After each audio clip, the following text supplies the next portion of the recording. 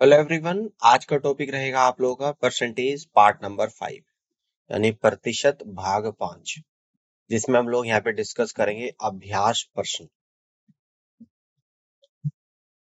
आज की क्लास के क्वेश्चन नंबर फर्स्ट को समझते हैं। वैसे क्वेश्चन नंबर 66 है, इसके पहले क्वेश्चन पिछली क्लास में डिस्कस कर चुके हैं। रानी अपनी आय का 28% बचाती है। यदि वह 2,48,904 रुपए खर्च करती है तो उसकी कुल आय कितनी है, आप लोगों को बताना है। ठीक है ना। यानी कि उसकी बचत कितनी है, 28%। ये क्वेश्चन में दे रखा है। अगर बचत 28% है, टोटल इनकम 100% होगी, तो उसका खर्च कितना होगा, यानी कि व्यय कितना होगा, तो व्यय परसेंटेज निकलेगी 100% में से 28 माइनस करेंगे तो 72%। मान लीजिए कि कुल आय कितनी है, x रुपए है। तब प्रश्न के अनुसार व्यय राशि कितनी है, 2,48,904 रुपए, है ना। और है कितना, 72%, यानी कि टोटल एक्स का 72% इक्वल टू 2,48,904 रुपए। एक्स बराबर 2,48,904/72। परसेंटेज हटा दूंगा, गुणा 100। तो यहाँ से एक्स बराबर निकल कर आएगा 3,45,700। और एक्स क्या थी, इसकी कुल आय थी, और कुल आय 3,45,700 रुपए आएगी। और सी ऑप्शन सवाल का राइट आंसर बनेगा। अब आगे बढ़ते हैं और अगले क्वेश्चन को यहाँ पे देखिएगा ध्यान से। एक व्यक्ति अपनी आय का 30% भोजन पर, 20% बच्चों की शिक्षा पर तथा शेष 60% मकान किराए पर खर्च करता है, तो उसके पास आय का कितना प्रतिशत शेष बचता है, आपको बताना है। मान लो कि कुल आय का 100% है कुल आय, और भोजन पर व्यय कितना है, 30% है। बच्चों की शिक्षा पर कितना है, 20% है। भोजन और शिक्षा के बाद शेष कितनी बची, भाई 30 और 20 50 खत्म हो गया, 100 में से 50 गए तो 50% बचा। तो प्रश्न के अनुसार मकान के किराए पर खर्चा हो जाएगा, जो बचा है उसका 60%, यानी कि 50 का 60%। तो ये कितना आ जाएगा, 60/100 गुणा 50, यानी कि 30% आ गया। तो शेष आय का प्रतिशत कितना हो जाएगा, भाई इस टोटल 100 में से 30 और 30 ही, और 30 ये घटेगी, यानी कि 30 20 और 30 माइनस कर दूंगा, यानी 80 माइनस होगी, 100 माइनस 80, दैट मीन्स की 20%।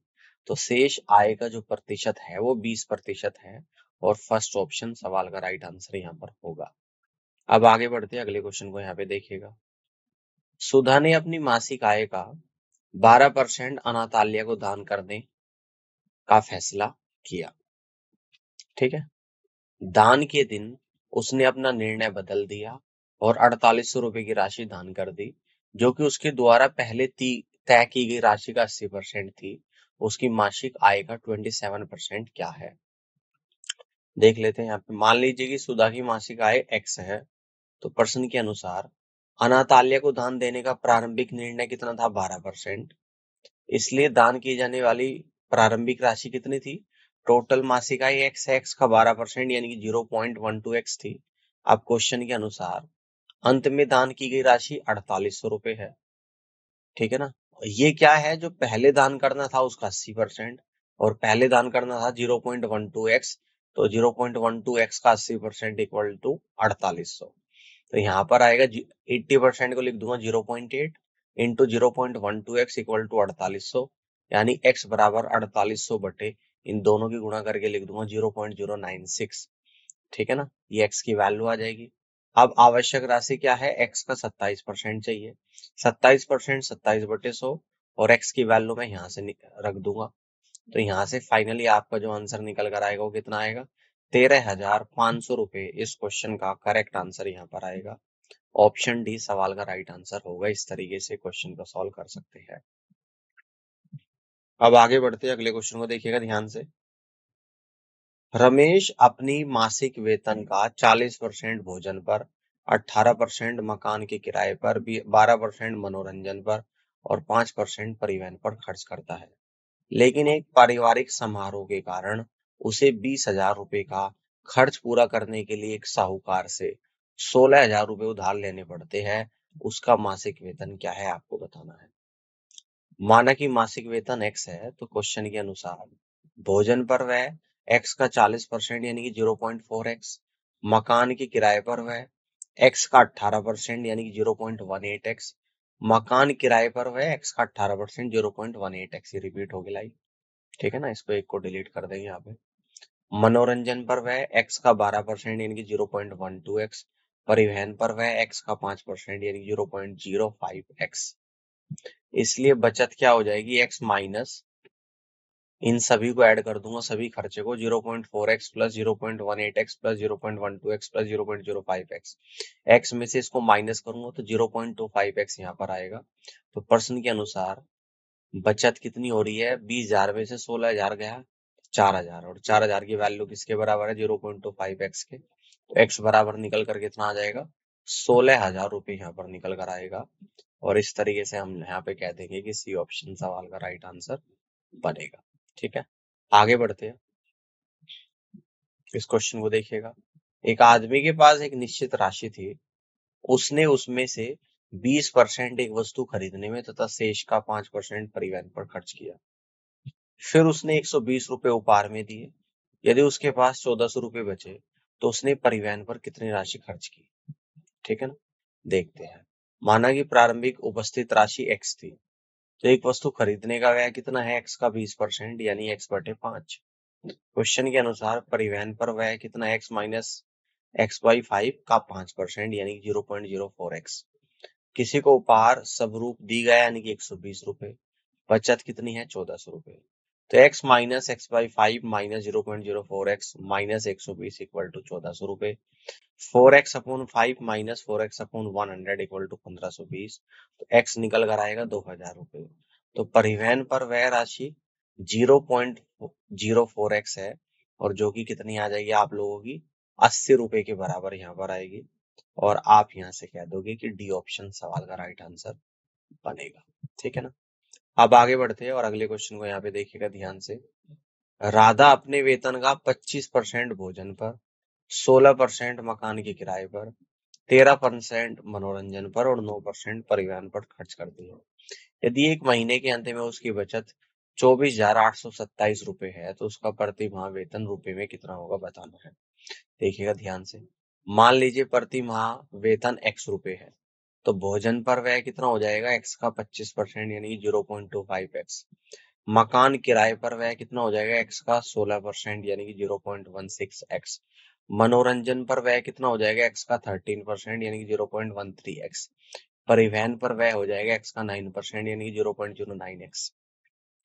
प्रश्न के अनुसार महीने के अंत में बचत बराबर x में से माइनस करेंगे 0.25x plus 0.16x plus 0.13x plus 0.09x, यानी कि आएगा x माइनस 0.063x, है ना, जो कि 24,827 के बराबर है ना। 24,827 के बराबर x में से 0.063x को माइनस करूंगा 0.37x आएगा।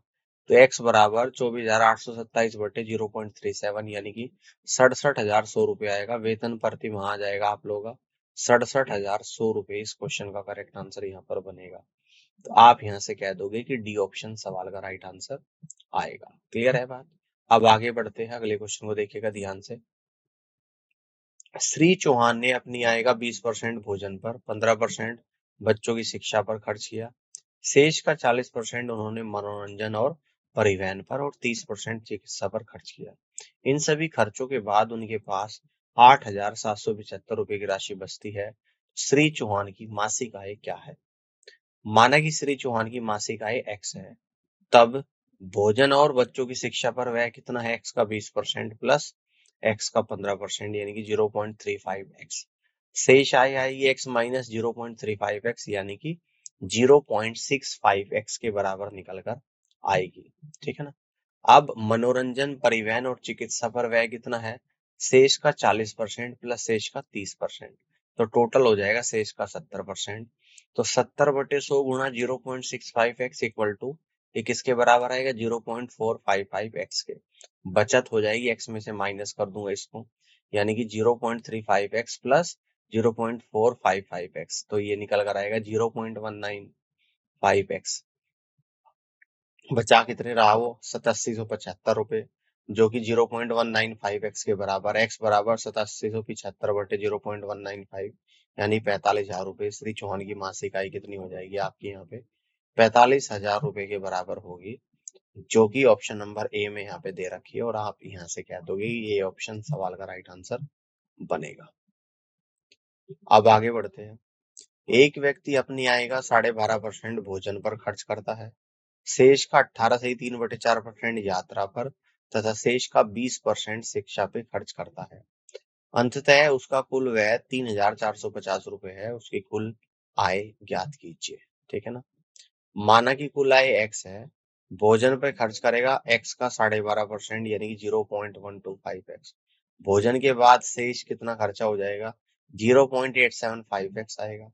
यात्रा पे कितना करेगा? 0.875x का 18.75% जो कि 0.164063x के बराबर है। यात्रा के बाद शेष कितना बचेगा? 0.710938x आएगा। शिक्षा पे कितना करेगा? जो बचा है 0.710938x का 20%, तो यहाँ पर आएगा 0.142188x। अब कुल व्यय यहाँ पे हम लोग ऐड कर लेंगे 0.125x plus 0.164063x plus 0.142188x equal to ये कितना आ जाएगा? 0.431251x। और ये किसके बराबर है? 3450 के बराबर। x की वैल्यू निकलेगी 3450 बटे 0.431251 जो कि 8,000 रुपए के बराबर है। तो यहाँ से कह देंगे कि कुल आय आपकी 8,000 रुपए के बराबर होगी, जो कि ऑप्शन बी में दे रखा है। और आप यहाँ से कह देंगे कि बी ऑप्शन सवाल का राइट आंसर यहाँ पर बनेगा। आगे की तरफ बढ़ते अगले क्वेश्चन को देखिएगा ध्यान से।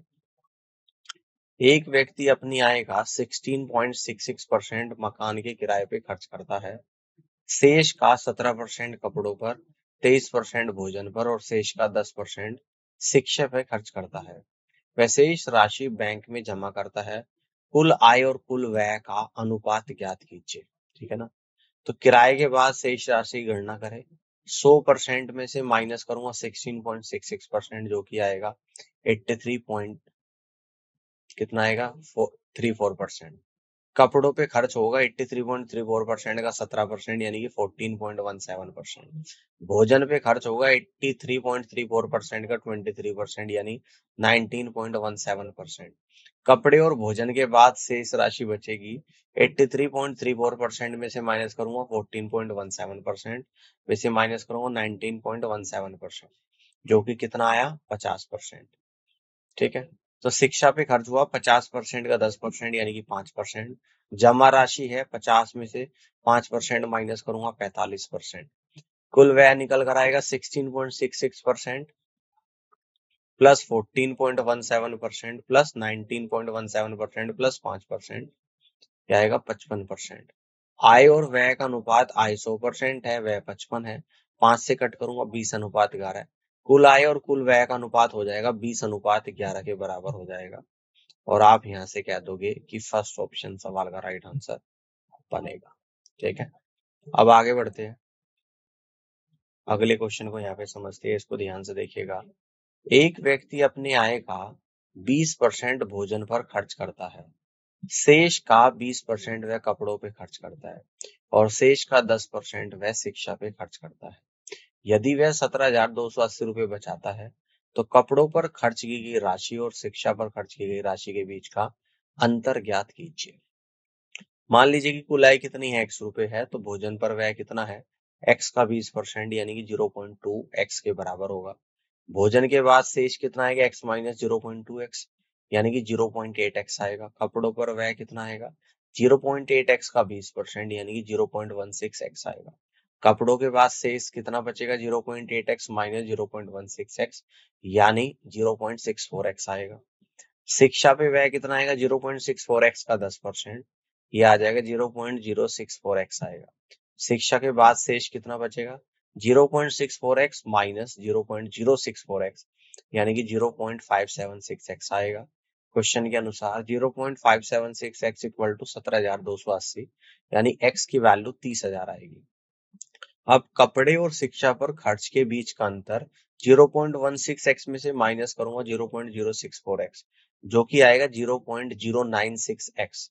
x की वैल्यू कितनी आई 30,000। 0.096 में 30,000 की मल्टीप्लाई करूंगा तो 2880 आप लोग इन दोनों के बीच का अंतर निकल कर आएगा जो कि ऑप्शन नंबर फर्स्ट में है। और फर्स्ट ऑप्शन सवाल का राइट आंसर यहाँ पर बनेगा। आगे बढ़ते अगले क्वेश्चन को देखिएगा यहाँ पे ध्यान से।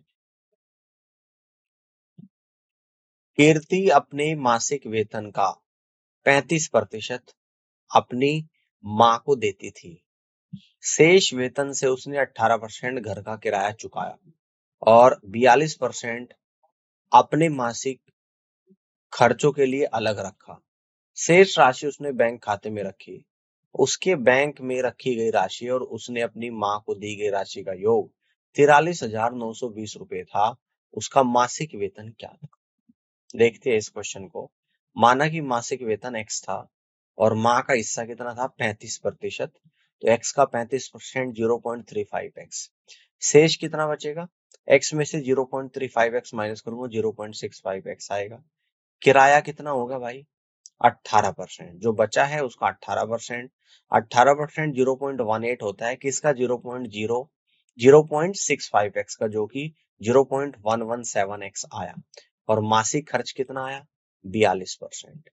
किसका? किराए का। यानी कि 0.42 इंटू 0.65x ये आ जाएगा आपका 0.273x के बराबर।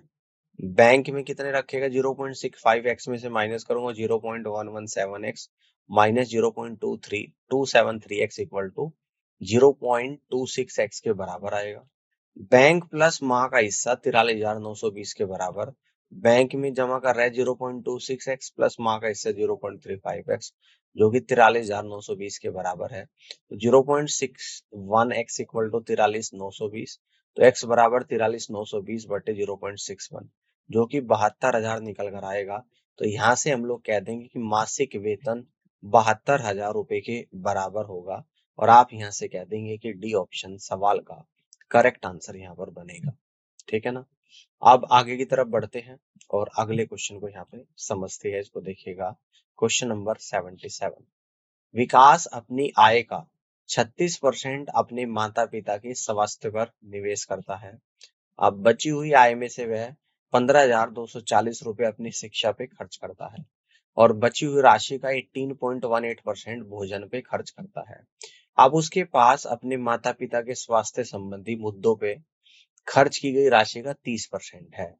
तो विकास की आय ज्ञात कीजिएगा। इस क्वेश्चन के सॉल्यूशन को समझते हैं, ध्यान से देखिएगा। माना कि विकास की आय 100x है, फिर उसके माता पिता के स्वास्थ्य पर खर्च कितना हुआ? 36% ऑफ 100x। यानी इस बात को ऐसे लिख दूंगा, 36% ऑफ 100x यानी कितना है? 36x आ गया। माता पिता के स्वास्थ्य में निवेश के बाद शेष अमाउंट कितना बचेगा? 100x में से 36x माइनस करेंगे 64x। और शिक्षा पे खर्च करता है 15,240। यानी स्वास्थ्य और शिक्षा के बाद जो शेष बचेगा 64x में से माइनस करूंगा 15,240। अब जो है आपको दे रखा है 18.18% का करता है, खर्च करता है फूड पे। 18.18% होता है 2/11। तो यानी कि भोजन पे जो खर्च करेगा 2/11 है ना, ये परसेंटेज नहीं आएगी। 64x माइनस 15 से ही 2/4 का 2/11 यहाँ पे खर्च करेगा। इसको ऐसे लिख देंगे हम लोग, ठीक है ना?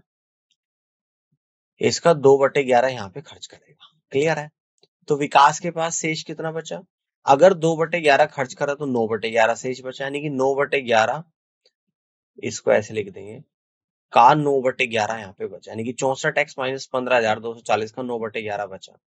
अब क्वेश्चन के अनुसार कह रहा है कि शेष राशि जो है वो 0.36x है ना।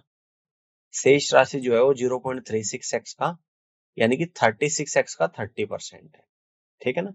36x का 30% है। समझना ध्यान से, ये डेसिमल हटा देना यहाँ से, है ना। तो और यहाँ पे कितनी है? ये है तो 9/11 into 64x minus 15,240 equal to 30% को लिख दूंगा 0.3 इंटू 36x। तो इसको सोल्व करेंगे 640x minus 15 1,52,400 equal to 132x। X वाले टर्म एक तरफ 508x बराबर 1,52,400, x बराबर 300। विकास की आई 100x होगी, x की वैल्यू 300 है, 100 इंटू 300 यानी कि 30,000। तो 30,000 इस क्वेश्चन का करेक्ट आंसर यहाँ पर बनेगा और आप यहाँ से कह दोगे कि फर्स्ट ऑप्शन सवाल का राइट आंसर आएगा। ठीक है, अब आगे बढ़ते हैं और अगले क्वेश्चन को देखिएगा। एक चुनाव में 2 उम्मीदवार थे, एक को कुल वोटों का 41% मिला और वह 5580 वोटों से हार गया। कुल वोट ज्ञात कीजिएगा। ठीक है ना। देखते हैं। माना कि फर्स्ट उम्मीदवार वह है जो चुनाव हार गया और माना कि कुल वोट कितने हैं, x है। तो क्वेश्चन के अनुसार, है ना, अकॉर्डिंग टू द क्वेश्चन यानी कि प्रश्न के अनुसार x का 41% प्लस 5580 इक्वल टू x का 59%। तो x का 18% x वाले टर्म में एक तरफ ले जाऊंगा इक्वल टू 5580। तो x का 18% होता है 0.18x इक्वल टू 5580, x बराबर 31,000। तो कुल वोट आपके यहाँ पर 31,000 के बराबर है, जो कि बी ऑप्शन आएगा इस क्वेश्चन का राइट आंसर। अब हम लोग आगे देखते हैं और अगले क्वेश्चन को समझते हैं। एक चुनाव में उम्मीदवार एक्स को कुल वैध मतों में से 70% मत मिले। यदि कुल मतों में से 20% अवैध घोषित किए गए और कुल मतों की संख्या 64,000 है, तो उम्मीदवार के पक्ष में डाले गए वैध मतों की संख्या ज्ञात कीजिएगा। ठीक है ना। तो हमारे पास क्या है, कुल वोटों की संख्या यानी कि 64,000, अवैध वोटों की संख्या 20% में से 64,000, है ना। 64,000 के इसको ऐसे लिख देना, 64,000 का 20%, जो कि निकल कर आएगा 12,800। वैध मतों की संख्या 64,000 में से 12,800 माइनस करेंगे 51,200। इसलिए उम्मीदवार के पक्ष में डाले गए वैध मतों की संख्या बराबर मतों की संख्या का परसेंटेज गुणा वैध मतों की संख्या। तो परसेंटेज है कितना आप लोगों का यहाँ पे 70%। 70/100 गुणा 51,200 यानी कि 35,840 इस क्वेश्चन का राइट आंसर होगा। तो आप यहाँ से कहेंगे फर्स्ट ऑप्शन सवाल का राइट आंसर बनेगा। नेक्स्ट क्वेश्चन को यहाँ पे समझते हैं। एक चुनाव में 20% मतदाताओं ने वोट नहीं दिया, 12.5% वोट अवैध घोषित कर दिए गए और विजेता को वैध वोटों का 60% मिला और वह 5600 वोटों से जीता। मतदान सूची में मतदाताओं की संख्या ज्ञात कीजिए। मान लीजिए कि मतदान सूची में मतदाताओं की संख्या x है, फिर वोट डालने वालों की संख्या 100 माइनस 20% का x यानी कि x का 80%, तो 0.8x आएगा। प्रतिशत वोट अवैध घोषित किए गए 12.5%, जो कि 25/2% होते हैं। अतः अवैध घोषित किए गए मतों की संख्या इक्वल टू 0.8x का 25/2%। तो ये आप लोगों का निकल कर यहाँ पर आएगा 0.1x। वैध घोषित मतों की संख्या 0.7x। प्रश्न के अनुसार विजेता को मिले वोटों की संख्या इक्वल टू हारने वालों को मिले वोटों की संख्या प्लस 5600। तो 0.7x का 60% इक्वल टू 0.7x का 40% प्लस 5600। तो 0.7x का 20% equal to 5600। 0.14x equal to 5600। तो x बराबर 40,000 इस क्वेश्चन का करेक्ट आंसर यहाँ पर बनेगा। तो आप यहां से कह दोगे कि बी ऑप्शन सवाल का राइट आंसर आएगा। अब आगे की तरफ बढ़ते हैं और अगले क्वेश्चन को यहाँ पे समझते हैं। एक चुनाव में मतदाता सूची में शामिल 10% मतदाताओं ने अपना वोट नहीं डाला और 60 मतदाताओं ने अपना मतपत्र खाली छोड़ा।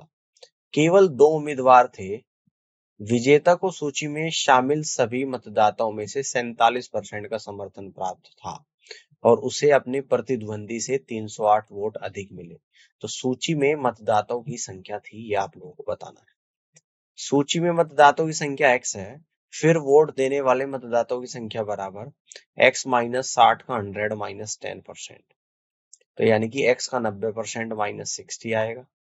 तो ये आप लोगों का निकल कर क्या आ जाएगा, देखो यहाँ पे इस बात को ऐसे लिखना है, इस बात को यहाँ पे लिखना है कि x का 100 माइनस 10% और माइनस का 60।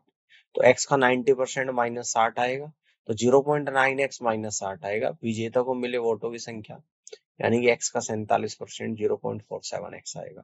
क्वेश्चन के अनुसार विजेता को मिले वोटों की संख्या बराबर हारने वाले को मिले वोटों की संख्या प्लस 308। तो 0.47x equal to 0.43x minus 60 plus 308। तो 0.04x इक्वल टू 248, x बराबर 6200। मतदाता सूची में मतदाताओं की संख्या कितनी है, 6500 के बराबर है। तो आप यहाँ से कह दोगे कि बी ऑप्शन सवाल का राइट आंसर यहाँ पे बनेगा। ऑल क्लियर है। आगे बढ़ते हैं और अगले क्वेश्चन को यहाँ पे समझते हैं। एक चुनाव में 2 उम्मीदवार भाग लेते हैं। 15% मतदाताओं ने मतदान नहीं किया। 3900 मत अवैध घोषित किए गए और विजेता को वैध मतों का 57% प्राप्त हुआ और वह 1120 मतों से जीत गया। मतदान सूची में मतदाताओं की संख्या ज्ञात कीजिएगा। इस क्वेश्चन के सॉल्यूशन को यहाँ पे समझेंगे। माना मतदान सूची में मतदाताओं की संख्या x है, वोट देने वाले मतदाताओं की संख्या क्या है, x का 100 माइनस 15% यानी कि 0.85x है। अमान्य घोषित किए गए वोटों की संख्या 3900 है। वैध मतों की संख्या कितनी है, 0.85x माइनस 3900। क्वेश्चन के अनुसार 0.85x माइनस 3900 का 57% इक्वल टू 43% किसका है, 0.85x माइनस 3900 और प्लस 1120। तो यहाँ से आएगा 0.85x माइनस 3900 का 14% बराबर 1120। 0.119x minus 546 equal to 1120। तो x बराबर 14,000 इस क्वेश्चन का करेक्ट आंसर होगा। यानी कि फर्स्ट ऑप्शन सवाल का करेक्ट आंसर यहाँ पर आएगा। इस तरीके से आप कर सकते हैं। अब आगे की तरफ बढ़ते हैं, अगले क्वेश्चन को देखिएगा। एक चुनाव में 3 उम्मीदवार चुनाव लड़ रहे हैं। पहले उम्मीदवार को 40% वोट मिले, दूसरे को 36% वोट मिले। यदि डाले गई कुल वोटों की संख्या 36,000 थी तो तीसरे उम्मीदवार को मिले वोटों की संख्या ज्ञात कीजिए। देखते हैं, हमारे पास डाले गए वोट 36,000 है। पहले उम्मीदवार को मिले वोटों की संख्या 40%, दूसरे उम्मीदवार को मिले वोटों की संख्या 36%। थर्ड उम्मीदवार के द्वारा प्राप्त वोटों की संख्या 100 में से 40 और 36 माइनस करूंगा तो 24% आएगा। तीसरे उम्मीदवार के द्वारा प्राप्त मतों की संख्या 36,000 का 24%, तो यह आएगा 24/100 गुना 36,000। तो यहाँ पर निकल कर आएगा 8,640 रुपए। इस क्वेश्चन का राइट आंसर होगा ऑप्शन नंबर बी। अब आगे बढ़ते हैं, अगले क्वेश्चन को देखिएगा। एक चुनाव में केवल 2 उम्मीदवार थे। जीतने वाले उम्मीदवार को कुल वोटों का 48% मिला, उसके प्रतिद्वंदी को 6800 वोट मिले, जो कुल वोटों का 34% था। कुछ वोट अवैध थे। चुनाव जीतने वाले उम्मीदवार की जीत का अंतर और अवैध वोटों की संख्या क्रम से क्या है। मान ले कि कुल वोट x है, तो प्रतिद्वंदी को मिले वोटों की संख्या 34% ऑफ x यानी कि 0.34x। प्रश्न के अनुसार 6800 इक्वल टू 0.34x, जो कि आएगा x बराबर 20,000। विजेता को मिले वोटों की संख्या x का 48% यानी कि 0.48x आएगा, जो कि 9600 वोट के बराबर है ना। क्योंकि यहाँ पे x की वैल्यू रख दूंगा 20,000, 0.48 इंटू 20,000 यानी कि 9600। अब अमान्य वोटों के है ना, अमान्य वोट्स कितनी होगी, x माइनस 6800 प्लस 9600। x 20,000 में से 16,400 जाएगा, 3600 आ गए। जीत का अंतर 9600 माइनस 6800 यानी कि 2800 आ गया। अवैध वोटों की संख्या 3600 आ गई, है ना। 3600 आ गई, जीत का अंतर 2800 आ गया। तो ऑप्शन ए सवाल का करेक्ट आंसर यहाँ पर बनेगा। और इस तरीके से आप क्वेश्चन को सॉल्व कर सकते हैं। आप आगे की तरफ बढ़ते हैं और अगले सवाल को समझते हैं। चमनलाल, अरशद और जगजीत सिंह ने एक चुनाव लड़ा। डाले गए सभी वोट वैध थे। अरशद को कुल वोटों का 35% मिला। हर 35 वोट के लिए चमनलाल को 14 वोट मिले, है ना। हर 35 वोट में से 14 वोट चमनलाल को मिले। विजेता को सबसे कम वोट पाने वाले व्यक्ति से 4,950 ज्यादा वोट मिले। तो डाले गए वोटों की संख्या ज्ञात कीजिए। देखते हैं, मान ले कि डाले गए मतों की संख्या 100 इकाई है। तो क्वेश्चन के अनुसार अरशद को मिले वोटों की संख्या 100 इकाई का 35% यानी कि 35 इकाई, और चमनलाल को मिली वोटों की संख्या है ना 100/35 गुना 14 यानी कि 40 इकाई। जगदीश सिंह को मिले वोटों की संख्या 100 में से 35-40 को घटा दूंगा यानी कि 25 इकाई, है ना। अब क्वेश्चन के अनुसार चमनलाल को मिले वोटों की संख्या माइनस जगदीश सिंह को मिले वोटों की संख्या बराबर 4950। 40 माइनस 25 इकाई बराबर 4950। 15 इकाई बराबर 4950। 1 इकाई बराबर 330। 100 इकाई बराबर 33,000। तो डाले गए मतों की कुल संख्या आप लोगों की 33,000 के बराबर है। तो आप यहां से कह देंगे कि डी ऑप्शन सवाल का राइट आंसर बनेगा। अब आगे की तरफ बढ़ते हैं, अगले क्वेश्चन को देखिएगा। एक चुनाव में 2 उम्मीदवार पी और क्यू है। चुनाव प्रचार के दौरान 40% मतदाताओं ने पी को वोट देने का वादा किया था और बाकी ने क्यू को। हालांकि चुनाव के दिन 15% मतदाता पी को वोट देने के अपने वादे से मुकर गए और इसके बजाय क्यू को वोट दिया।